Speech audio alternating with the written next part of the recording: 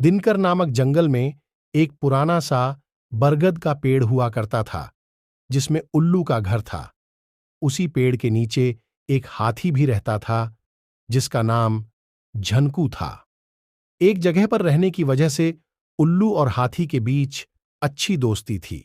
एक दिन हाथी घूमकर शाम के समय बरगद के पेड़ के पास लौट रहा था। तभी उसने कुछ भूतों को बातें करते हुए देखा। उसने सुना कि भूत आसपास के लोगों को डराने की सोच रहे हैं। उसी वक्त भूतों के सरदार ने झनकू को देख लिया।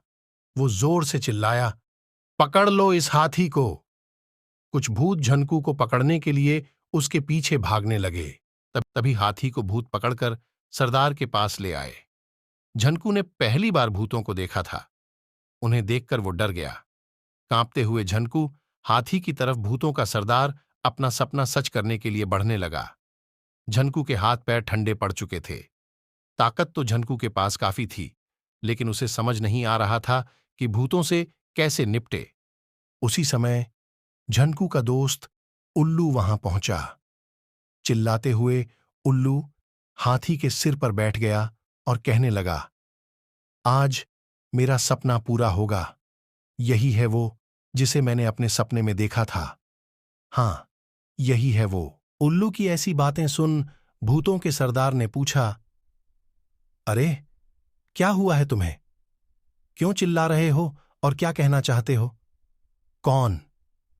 यही और कौन सा सपना? जवाब में उल्लू ने कहा कि देखिए, मैंने कल रात सपना देखा था कि मेरी शादी हो गई है।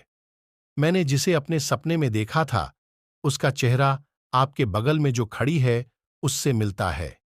अब मैं इससे विवाह करके अपना सपना पूरा करूंगा।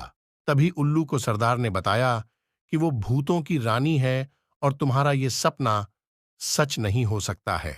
उसी वक्त भूतों की रानी भी चिल्लाते हुए कहने लगी कि मैं एक उल्लू से शादी कभी भी नहीं करूंगी। भूतों के सरदार ने उस रानी से कहा कि चिंता करने की कोई बात नहीं है, यह है ही उल्लू, इसलिए ऐसी बातें कह रहा है।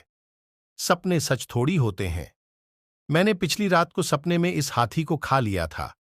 सच में थोड़ी मैं इसे खाऊंगा, क्योंकि सपने सच नहीं होते हैं। सपनों को सपना ही रहने देना चाहिए। इतनी बात सुनते ही झनकू हाथी तेजी से अपने बरगद के पेड़ की तरफ भाग गया। हाथी के वहां से जाते ही उल्लू ने भूतों के सरदार से कहा, आप लगते तो हैं उल्लू ही, लेकिन बातें और काम समझदारी की ही करते हैं। मुझे अच्छा लगा कहकर उल्लू सुनकर वहां से उड़कर बरगद के पेड़ पर पहुंच गया। अपने दोस्त उल्लू को देखते ही हाथी ने उसे धन्यवाद कहा और उल्लू जोर जोर से हंसने लगा। हाथी ने पूछा, क्या हुआ? उल्लू ने कहा कि मैंने भूत की बातें सुन ली थीं। वो तुम्हें अपने सपने की वजह से खाना चाहता था, इसलिए मैंने भी उसे झूठा सपना सुनाकर बेवकूफ बना दिया। फिर उल्लू ने हाथी से कहा कि दोस्त, तुम्हें न तो मुझे धन्यवाद कहने की जरूरत है और न ही उससे डरने की। दोस्ती में धन्यवाद की जगह नहीं होती है। तब कहीं जाकर हाथी को राहत की सांस आई और दोनों दोस्त मिलकर भूतों के सरदार की नासमझी पर हंसने लगे। हमारी कहानी से आपको क्या सीख मिलती है, नीचे कमेंट करके जरूर बताएं और ऐसे ही मजेदार कहानियां सुनने के लिए हमारे चैनल को सब्सक्राइब कर लें।